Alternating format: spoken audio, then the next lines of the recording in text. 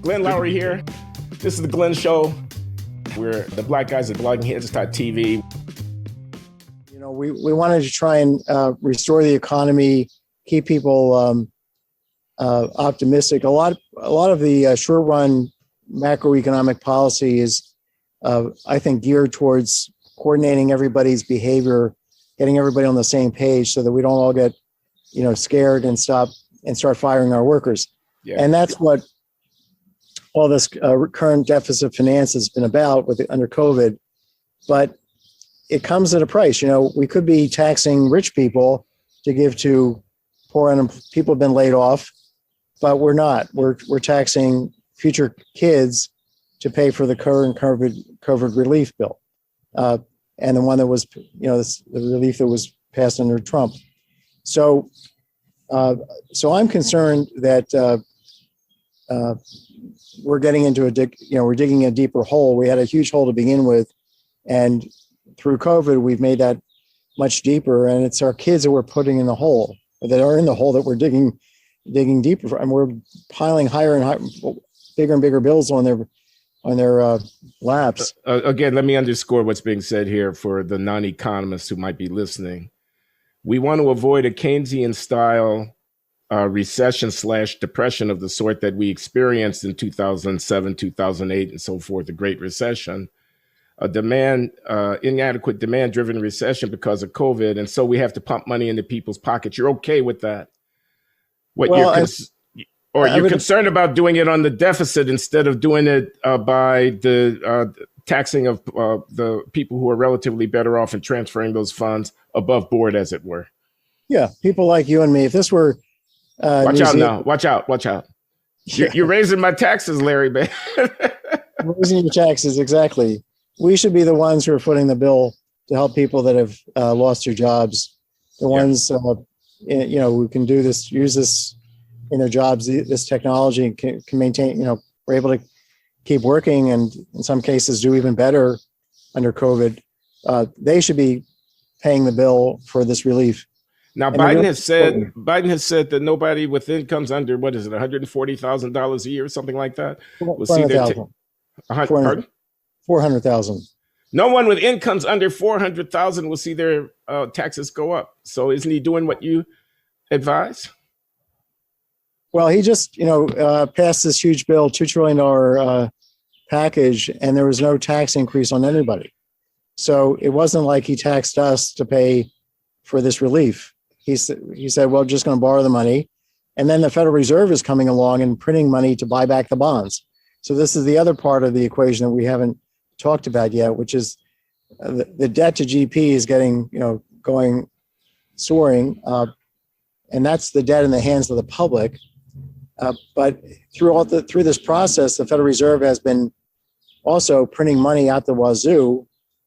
The basic money supply, what we call the base money, is 6 times higher than it was in 2008 today. Wow. So, and prices have not risen. So, your Paul and Mark would say, well, or these new modern monetarist theorists, or so-called theorists, MMT. Yeah. Why are you worried about this? We've printed all this money and prices haven't risen, and therefore we should just borrow more money and print more money to buy back the bonds and just basically inflationary finance all this spending, and prices will never rise. Well, I think that's extremely irresponsible, because we have the basis right now for a massive increase, like a 6-fold increase in the price level. If the velocity of money went back to where it used to be, we could definitely see an increase.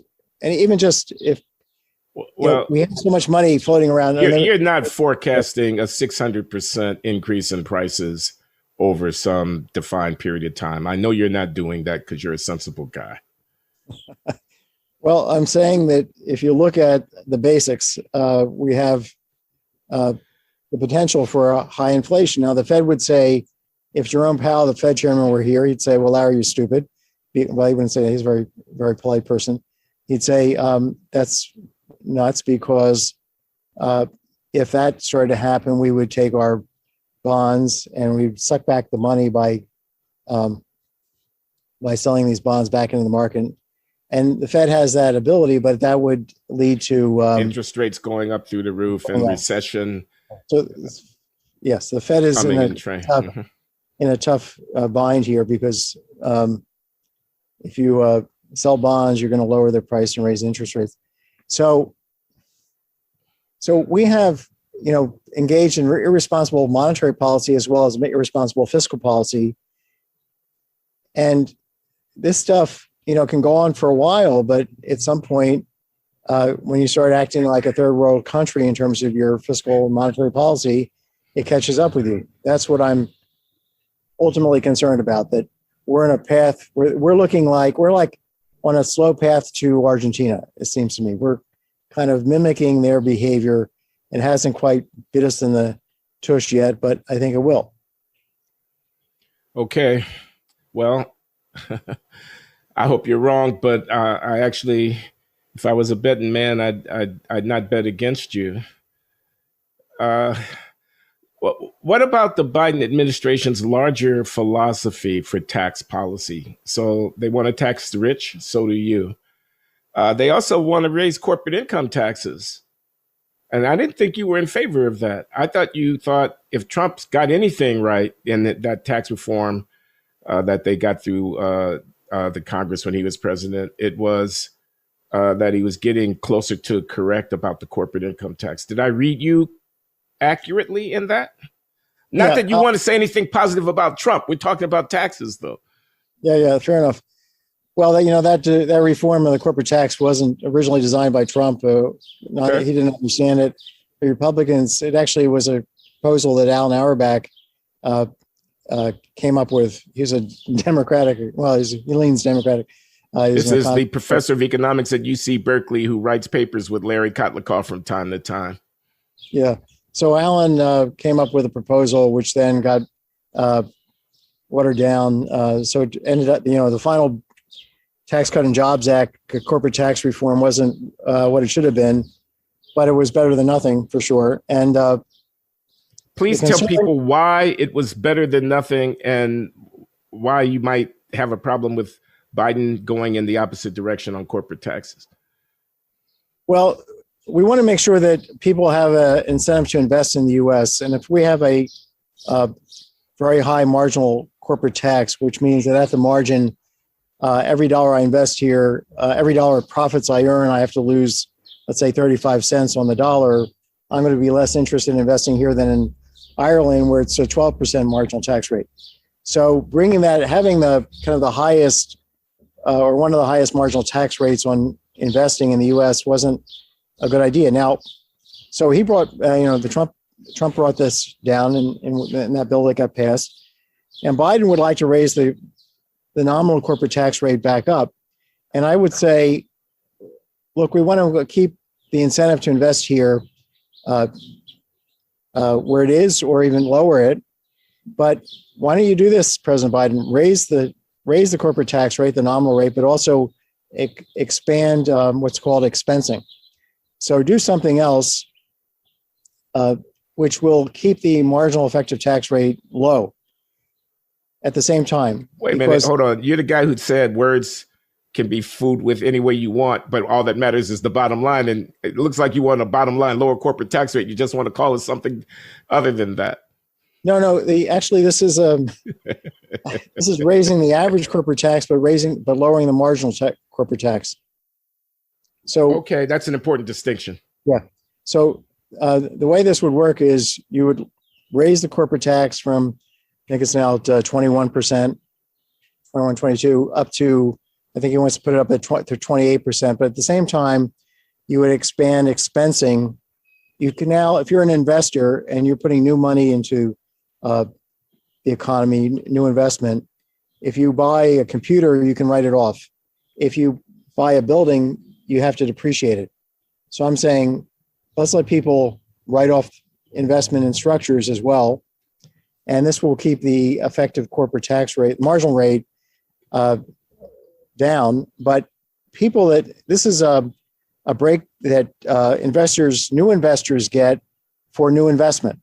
But for old investment, if I have a company and I put a building 10 years ago, I'm not going to bought a building.